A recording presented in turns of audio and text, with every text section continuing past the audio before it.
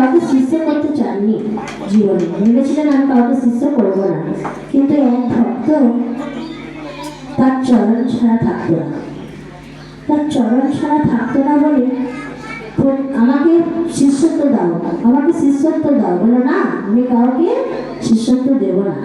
সে গুরুদেব বললেন, তখন সেই ভক্ত বলছেন যে আমি, তুমি আমাকে শিষ্যত্ব দাও আর নাই দাও, আমি তোমার চরণ ছাড়বো না, আমি সারা জীবন তোমাকে সেবা করব। এত সুন্দর সেবা করত সে শিষ্য গুরুদেব। তখন গুরুদেব না শিষ্যত্ব করে আর থাকতে পারলেন না। তুই যখন এতই আমাকে সেবা করিস, আয় তোকে আমি দীক্ষা দিই। দীক্ষা দিয়ে দিলেন। একদিন খুব সেবা করেন, খুব সেবা করেন শিষ্যটা গুরুদেব। একদিন গুরুদেবকে বললেন, গুরুদেবের গলায় দুটো টিউমারের মতো হয়েছে। একদিন দেখলেন গুরুদেব আর কিছু খেতে পারছে না, জল পর্যন্ত গিলতে পারেনি সেই দুটোর জন্য। তখন সে শিষ্য মনে মনে খুব কষ্ট পেল, নদীর ধারে চলে গেল, যে বলল এগুলো কিন্তু একটাও বানানো কথা নয়, সব ভাগবতের কথা এবং সত্যকারের চরিত্রের কথা। এগুলো সত্যই, এগুলো বৃন্দাবনে ঘটেছে, সে থেকে ভাগবত রচনা করা হয়েছে। সেই জন্য বলল, গুরুদেবের গলায় এতটা ব্যথা, গুরুদেব কিছু খেতে পারছে না দেখে শিষ্যের মনে খুব কষ্ট হয়েছে। নদীর তীরে চলে গেছে, একা যে কাঁদছে, সারাদিন দুদিন খায়নি, না খেয়ে না দিয়ে জপ করে যাচ্ছে, ঠাকুরকে ডেকে যাচ্ছে। কার জন্য? গুরুদেবের জন্য। বলছে, গুরুদেব ঠাকুর ভগবান না থাকতে পেরে চলে এসছেন তার কাছে। কি হচ্ছে, তুই কাঁদছিস কেন?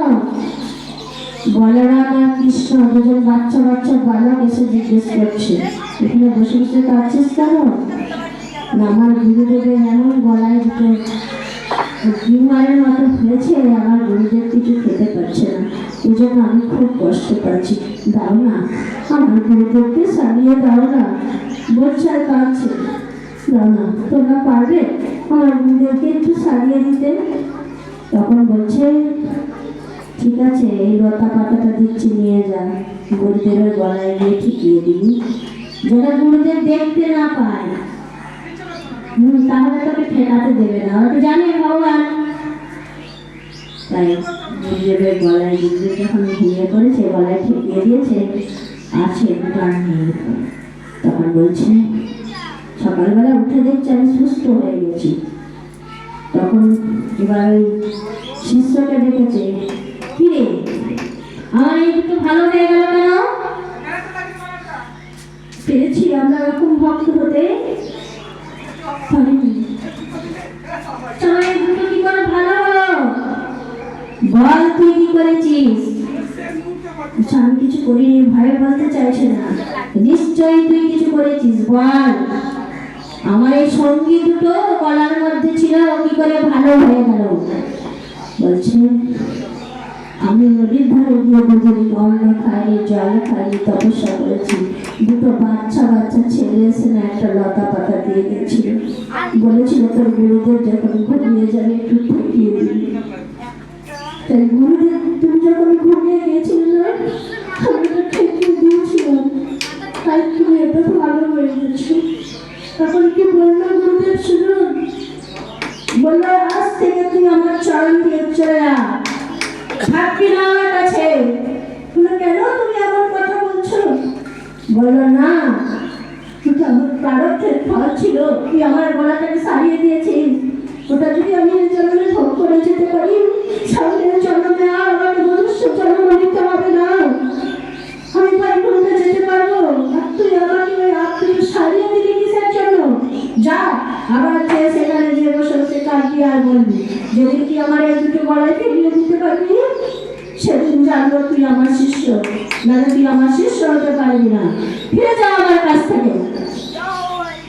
তাহলে পেরেছি, আমরা যদি এরকম হই, আমার রোগ হলে আমি যদি সেরে যাই, আমরা কি বলি? ভালো পেরেছে, তাই তো? এই গুরুদেব বলছে আমি খুশি হয়নি এতে, ওই গলায় ওই দুটো আবার ফিরিয়ে দিবি যেদিন, সেদিন আবার তুই চরণে আসবি। পেরেছি তো? পেরেছি তো এভাবে ভগবানকে আমরা ভালোবাসতে? ওই দুটো আমার প্রারব্ধের ফল ছিল। জন্মে যদি আমি ওই দুটোকে নিয়ে যেতে পারতাম, তাহলে সামনের জন্মে আর মনুষ্য জন্ম পেতাম না, ভগবানের চরণ আশ্রয় করতে পারতাম। আবার যে নদীর তীরে গিয়ে কাঁদছে ভক্ত, আবার যে বলছে আমি তো তোকে বলেছিলাম তোর গুরুদেব এটা সহ্য করবে না। কেন? গুরুদেব জানতো যেটা আমার প্রারব্ধ ছিল, তাই ওই গলায় এই দুটো অংশ হয়েছে, সেই দুটোকে সারিয়ে ফেললে এই জন্মে ভোগ করে যেতে না পারলে আবার পরের জন্মে এসে ভোগ করতে হবে, আবার এই মনুষ্য কুলে নরকের কীট হয়ে জন্মাতে হবে। আমরা নরকের কীট হয়ে জন্মেছি, নাম করি না, ভগবানকে ডাকি না, আমরা মিটিং এর এমনি আমাদের দরকার আছে। মতোই মাতৃসূচি কি করে গেলাম, কিচ্ছু করে যেতে পারলাম না, ফুল সব ফুল।